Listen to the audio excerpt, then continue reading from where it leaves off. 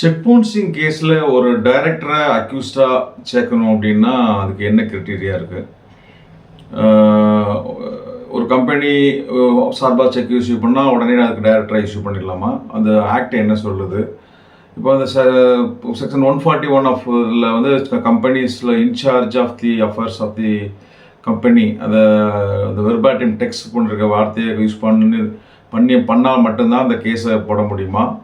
இல்லை இதை பற்றி லேட்டஸ்ட்டாக வந்து சுப்ரீம் கோர்ட் என்ன சொல்லுது? இதை தான் இந்த வீடியோ பார்க்குறோம்.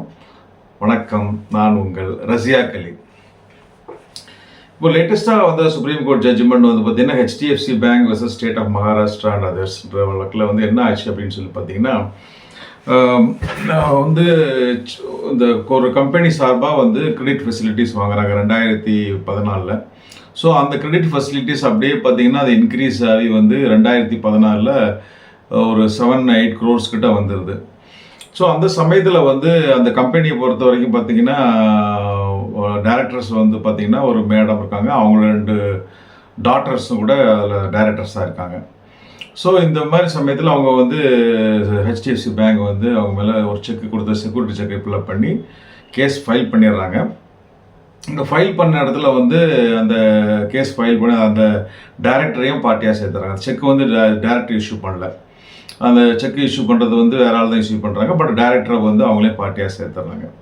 ஸோ அதுக்கு மேலே வந்து பார்த்திங்கன்னா ஹைகோர்ட்டில் மகாராஷ்டிரா ஹைகோர்ட், அதாவது பாம்பே ஹைகோர்ட்டில் வந்து குவாஷ் போடும்போது இந்த கேஸை வந்து ஹைகோர்ட் வந்து குவாஷ் பண்ணிடுறாங்க. அவங்க சொல்கிற என்ன ரூல்ஸ் என்னன்னு சொன்னீங்கன்னா, இதில் வந்து இந்த ஒரு டைரக்டரை பார்ட்டியாச்சாங்கன்னா அவங்க வந்து அந்த is in charge of the affairs of the company அப்படின்ற வார்த்தையை அந்த கம்ப்ளைண்ட்டில் சொல்லலை. அவங்க அவங்களுடைய வந்து ஒரு வைக்கேரியஸ் லைபிலிட்டி, அதாவது வந்து ஒரு கம்பெனி கொடுத்த செக்கை வந்து டைரக்டர் மேலே போடணும் அப்படின்னா அந்த டைரக்டர் வந்து he's in charge of the affairs of the company, he's active playing role அப்படின்ற வார்த்தையை அந்த கம்ப்ளைண்ட்டில் மென்ஷன் பண்ணல. ஸோ அதனால அதை குவாஷ் பண்ணுறோம் அப்படின்னு சொல்லிட்டு அந்த கேஸை குவாஷ் பண்ணிடுறாங்க.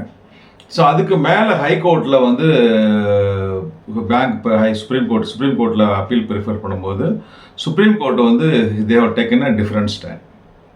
ஸோ அங்கே வந்து ஆர்குமெண்ட் சப்மிட் பண்ணும்போது என்ன சொல்கிறாங்க, கம்ப்ளைண்ட் பேங்க் சார்பாக இங்கே வந்து சீஸ் இந்த அவங்களுக்கு பவர் கொடுத்துருக்காங்க, அந்த ப்ராமிசர் நோட்டில் அவங்க தான் கையெழுத்து போட்டிருக்காங்க, சப்ரிஜிஸ்ட்ரார் ஆஃபீஸில் வந்து மார்க்கேஜ் பண்ணுறதுக்கு அவங்களுக்கு தான் பவர் கொடுத்துருக்காங்க, லோன் டாக்குமெண்ட்ஸில் அவங்க தான் கையெழுத்து போட்டிருக்காங்க. சப்போஸ் அவங்க தான் எல்லாம் ஆக்டிவ் ரோலாக இருக்காங்க. எக்ஸாக்ட் வேர்ட் அந்த செக்ஷனில் 141 செக்ஷனில் சொல்லப்பட்ட அந்த எக்ஸாக்ட் வேர்டை வந்து சொல்லணுன்ற அவசியம் இல்லை. அது தட் கேன் பி, அதை வந்து ட்ரையல் கோர்ட்டில் தான் நம்ம ப்ரூவ் பண்ண முடியும்.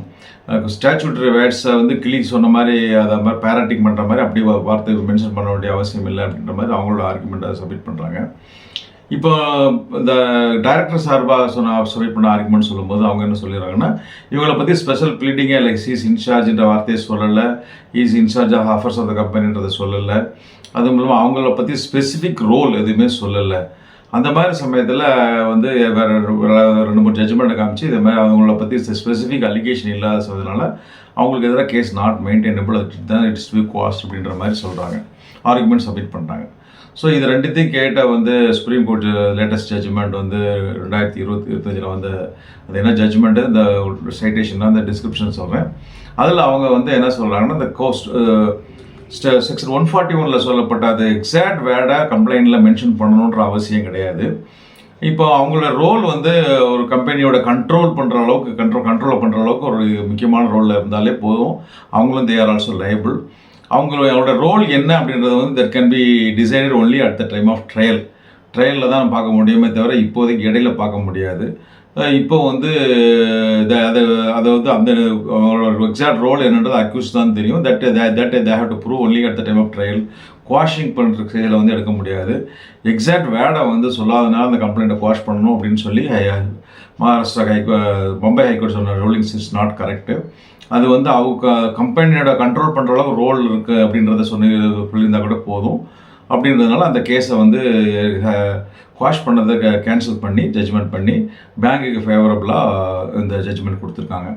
ஸோ இந்த ஜட்ஜ்மெண்ட்லேருந்து அந்த ரூலிங்ஸ் என்ன அப்படின்னா, ஒரு கம்பெனி எதிராக கேஸ் ஃபைல் பண்ணும்போது டைரக்டர்ஸும் பார்ட்டிஸாக இன்வால்வ் பண்ணணும் அப்படின்னா அவங்க வந்து they are in charge of the company, they are they are day to day affairs of the company அவங்கெல்லாம் இருக்குது, கண்ட்ரோல் இருக்குன்றது ஸ்பெசிஃபிக் ப்ளீடிங் இல்லைன்னா கூட ஆக்டிவ் பார்ட்டிசிபேட் என்ன இருக்குன்றதை சொன்னால் போதும். அதில் வச்சு அதிலேருந்து அவங்களோட என்ன ரோல் இருந்தாலும் போதும், அதை வச்சு அவங்க வந்து அவங்க மேலே கேஸ் போடலாம் அப்படின்றத சொல்லியிருக்காங்க. இதுதான் இந்த ஜட்ஜ்மெண்டோட சாராம்சம். தொடர்ந்து நம்ம வீடியோ வைப்பாங்க. ரசியாக் லா டியூப், ரசியாக் சட்டமுறை 2 டியூப் சேனல் இருக்குது. தொடர்ந்து வீடியோ பார்த்து உங்களுக்கு நாலேஜை பிரிச்சுக்குங்க. அதையும் தொடர்ந்து உங்களுக்கு ஏதாவது சந்தேகம் வந்தால் அந்த நம்பரை கான்டாக்ட் பண்ணுங்கள். இஃப் டைம் பர்மிட்ஸ் உங்களுக்கு தேவையான சட்ட ஆலோசனைகளையோ லீகல் அட்வைஸையோ உங்களுக்கு கொடுக்குறேன். உங்களுக்கு சந்தேகங்களை தீர்த்து வைக்கிறேன். அடுத்த டாப்பிக்கில் உங்களை பார்க்குறேன். அதுவரை உங்களிடமிருந்து விடைபெறுவது உங்களில் ஒருவன் ரசியாக் அலி. நன்றி, வணக்கம்.